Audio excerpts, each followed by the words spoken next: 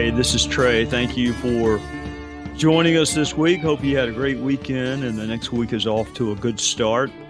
I read about, I think it was some snow in parts of the country this past week. And yet it's plenty warm in other parts of our beautiful country. The weather is beautiful this time of year in South Carolina. Autumn is my favorite time of year. It's so beautiful. I don't even want to let my mind go where it wants to go. The cool mornings mean winter is coming, but I don't really want to think about that. And the leaves turning brilliant colors means they are, in fact, soon to be dead and then fallen and then swept up or left to become part of something else. The trees themselves will renew and replace those leaves with other ones, but not before a period of bareness and emptiness.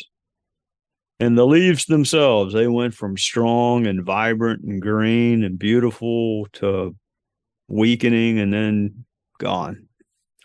The days are shorter, which means darkness is getting longer. It's a mirage of sorts, I guess. All the beauty hides what is coming. And like I said, I probably should just enjoy the crisp mornings and the cloudless skies and the beautiful colors and not think too far in the future. But if I were to think too far in the future, I guess I would conclude that most beautiful things do, in fact, have a shelf life. They don't last. And just to fool us the most, sometimes things are at their most beautiful right before they begin the decline, the descent. I do wonder if America will follow that path.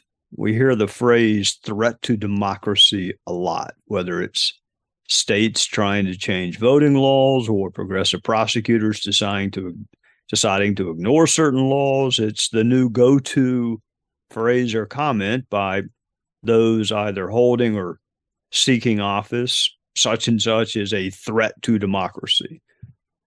And of course, the media loves that phrase. The media on the left label certain Republicans as threats to democracy. Conservative media personalities and politicians also do the same thing to the other side. They label Democrats as threats to democracy.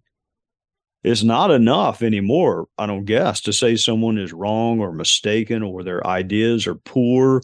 It's not enough to say we disagree with someone. Now those with whom we disagree must be globalist or racist or socialist or threats to democracy.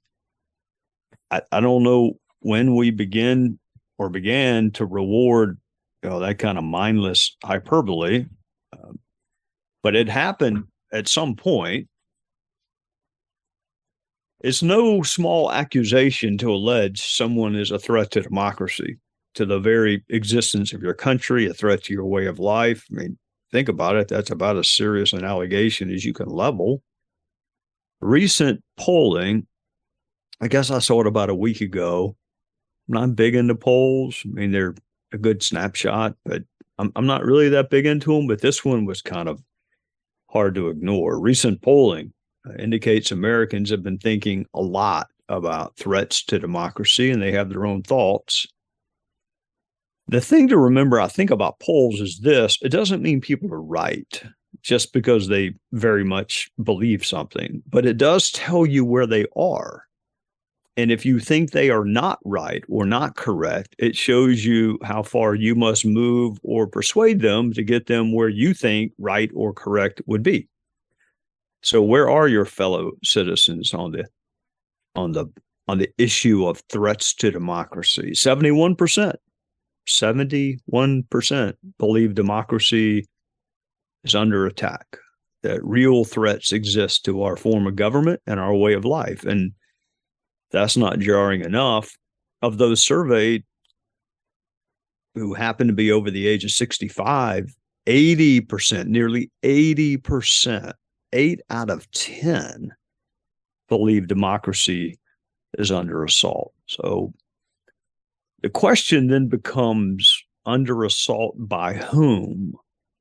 Under threat by whom? Who are these threats to our very way of life? And if you look at the poll, yes, you'll see among the answers the usual cast of suspects. Former President Trump, current President Biden, Congress, the Supreme Court, the way we vote, the Electoral College, they're all cited by some as a threat to democracy. Interestingly enough, democracy itself has control over every one of those perceived threats. I mean, after all, we elect presidents, we elect members of Congress, we elect state legislators who control voting laws. We could, if we wanted to, amend the Electoral College. We elect the senators who then in turn elect the Supreme Court justices. So those threats cited, whether you believe them to be real threats or not, are squarely within our control. And I'll have to let other people decide whether democracy can, in fact, be a threat to democracy. I don't think my head's big enough to figure that one out. Can democracy itself be a threat to democracy?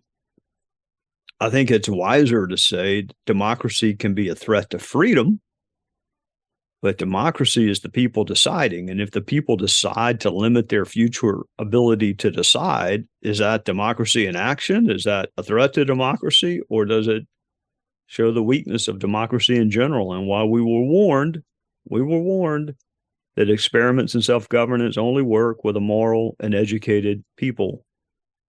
Regardless of where you land on the question of whether democracy can be a threat to itself, or more aptly, to me, a threat to freedom, to focus here, I think, is to miss the main point of the poll. Only one threat to democracy was cited by over half of the respondents in this poll. Only one. It wasn't Donald Trump or Joe Biden or early voting or voter ID. No, only one. Only one thing was cited by more than 50% of the respondents as a major threat to democracy. What are you thinking it is right now? If you don't know the answer, what do you think it is? Bigger than any of the names you read about in the papers or hear about on television. We hear and read a lot of alleged threats to democracy. But what's number one in the minds of people? And if you're thinking it's the media, well, then you're right. It's the ones constantly telling us about threats that are themselves perceived as the greatest threat, like a doctor treating a patient even though he's the one who made her sick, like a lawyer representing a client even though the lawyer committed the crime.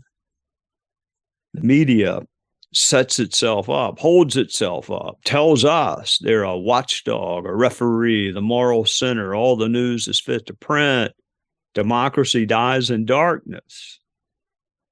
While all along, apparently, democracy dies at the hands of your reporters and your editors and your opinion writers. 59% of the respondents in this poll cited the media as a major threat to democracy. 6 out of 10. 25% cited the media as a minor threat. So you add that together, and 84% of the respondents in this poll, which by the way was a New York Times poll, so it's hardly some right-wing nut job poll, 84% believe the media is either a major or minor threat to our very existence. You know, we pick presidents, but we don't pick the 30-year-old sociology or anthropology majors who write about the president. We pick senators, but not the people who couldn't get into law school and opted for journalism. We are constantly bombarded by media telling us who the real threats to democracy are, while all along it was really them. And this is where we should be torn a little bit, because we need a media that's bold and independent and fair. And we don't have to like them, but we have to be able to trust them. And it's hard to trust a biased entity that 80% of us think is some threat to our very existence.